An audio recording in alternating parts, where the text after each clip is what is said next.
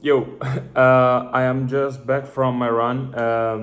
I went out early this morning, like around. I woke up around 5. My blood glucose was fine, around like 170. Not that I was planning it to be that high, but it is what it is. But it was perfect for a run. The weather was perfect here too, so sunny, warm, and everything, and so I went for it. And now I'm back. I have showered. I'm fresh again, and I thought I would just show you a little bit what I have for breakfast. A type 1 diabetic breakfast, and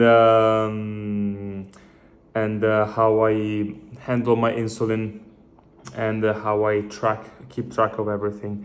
So what I will have for breakfast is a fruit salad, basically.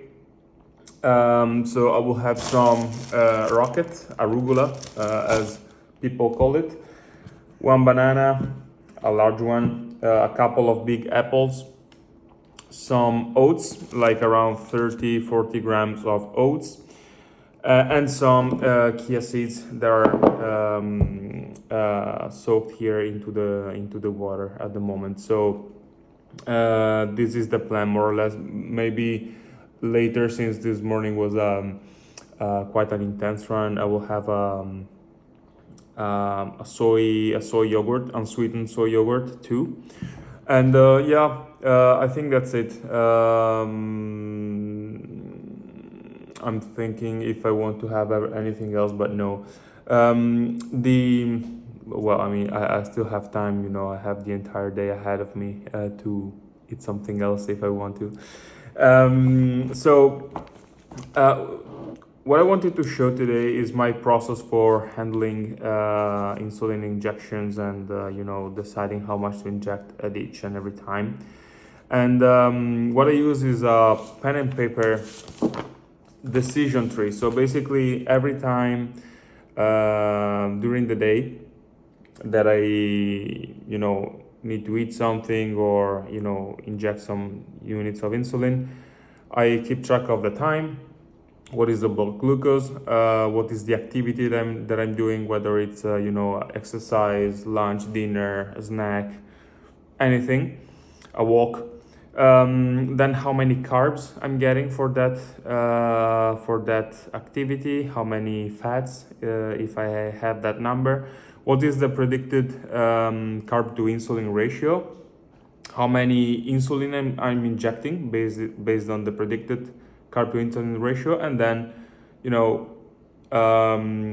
I have also a column for the actual carb to insulin ratio. So a few hours later, I will go and log my blood glucose again to see if the ratio that I used, the insulin units that I injected, were fine. So my blood glucose is like, say, 100, or too low or too high. So I will adjust the actual carb to insulin ratio and use it for my next meal.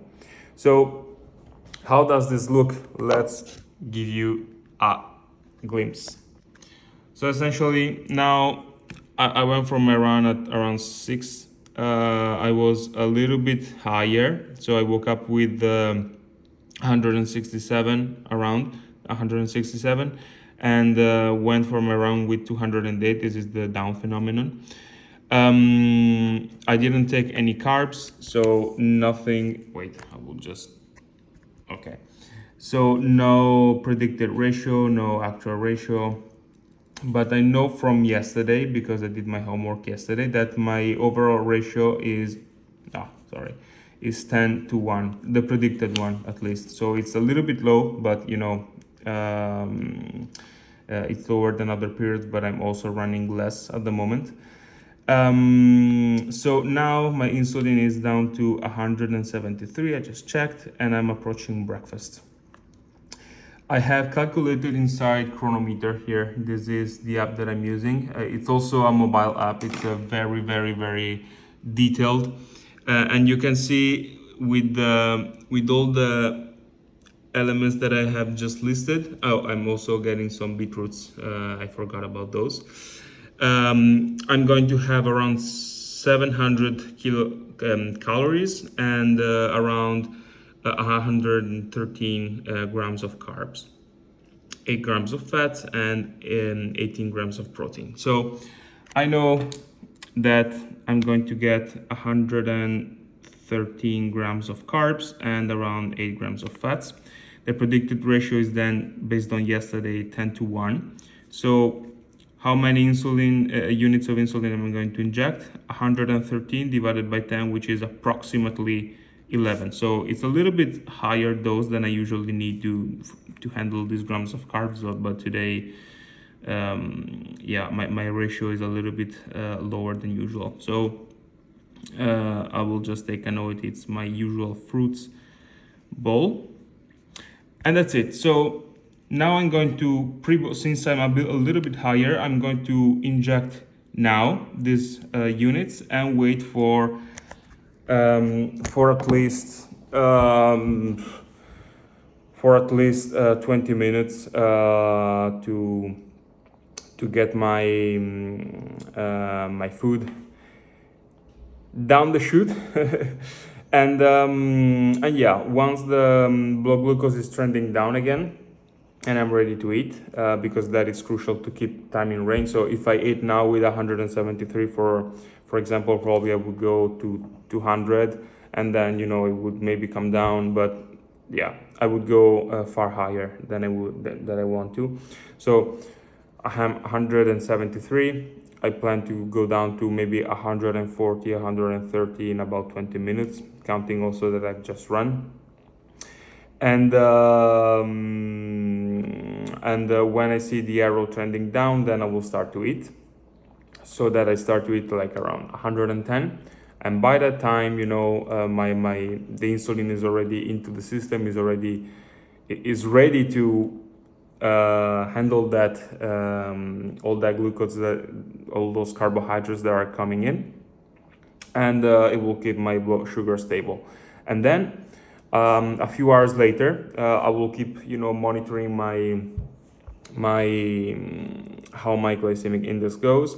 And what I will do in a few hours is come back to the actual column here. So maybe, I don't know, at 10:30, let's say, my blood glucose is 105.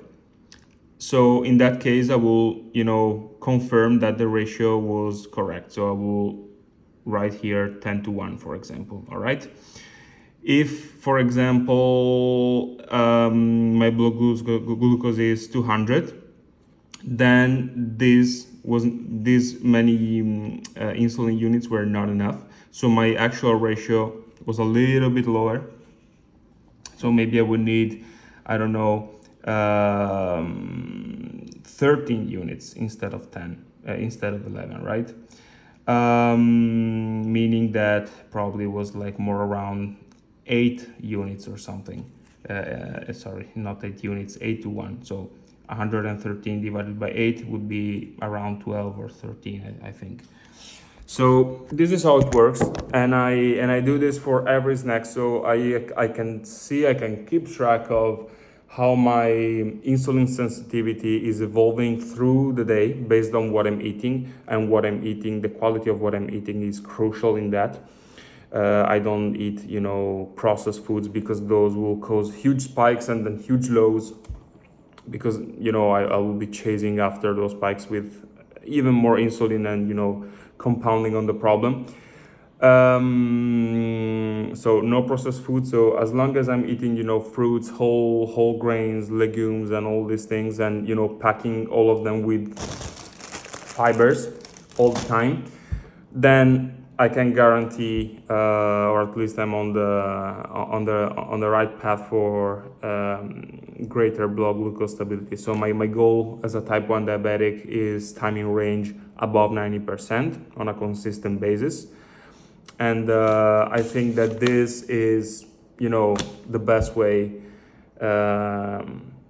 to make sure that happens. Because if you don't know how much you're eating, what is your ratio, how many units, if you're casual or random about these details, then yeah, it's going to be very difficult. And I can tell you by experience, because it took me years to discover the power of this tool, life-changing power of this tool. So that's it.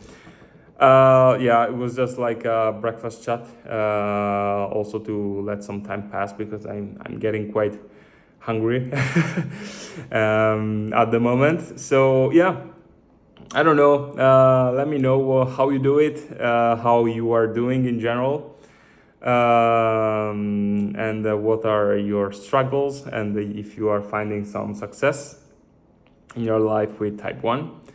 I always like to say that type 1 has been the best, the best thing that ever happened to me, because it allowed me to discover so much of, about my health, about how my body works, what my body needs, and to a degree of insights that I would never had, even bother to consider otherwise. So yeah, diabetes is a blessing. As I said, I'm still running, I'm still enjoying life, I'm still working, I'm still passionate about everything I do. So that's most important, I believe. So yeah, time to prepare the breakfast and to read your comments if you have any, right? All right, guys.